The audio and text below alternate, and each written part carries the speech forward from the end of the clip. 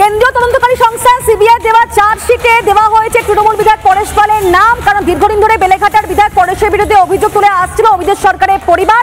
কারণ সরাসরি তার মদতে অভিজিৎকে খুন করা হয়েছিল বলে অভিযোগ সামনে আসে। এবং এবারে আরো একটা গুরুত্বপূর্ণ বিষয় আপনাদেরকে জানাবো যে রিপাবলিক বাংলায় পরেশ পালের বিরুদ্ধে এবার মুখ খুললেন কে?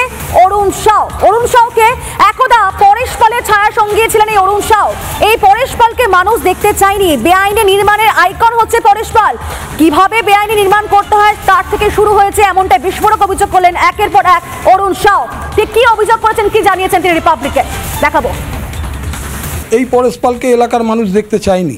আইকন বলতে পারেন বেআইনি নির্মাণের। যে উত্থান কিভাবে করতে হয় তার যে স্ক্রিপ্ট তৈরি করা সম্পূর্ণটা না আলাদা রূপ দিয়েছে একটা। প্রত্যেকে আছে ওর মধ্যে, প্রশাসন যুক্ত আছে, কলকাতা পুরসভা আছে, লোকাল ক্লাব আছে, সংগঠন আছে। যদি কোনো জায়গায় বিরোধী দল তার বিরোধিতা করে খেয়ে শান্ত হও, নাহলে মার খেয়ে শান্ত হও। এমন কোনো অভিজ্ঞতা আছে পরেশ পালের মানে তার তাণ্ডবের? অনেক আছে, তারা কেউ মুখ খুলবে না। আপনার সাথে ঘটে যাওয়া কোনো ইনসিডেন্ট আছে নাকি? কখনো কোনো ধমকি হুমকি? যখন ওনার সঙ্গ ছেড়েছিলাম, একটি ছোট্ট ঘটনার ওপরে ওনার আচরণ সেটা আমাকে খুব ব্যথিত করেছে।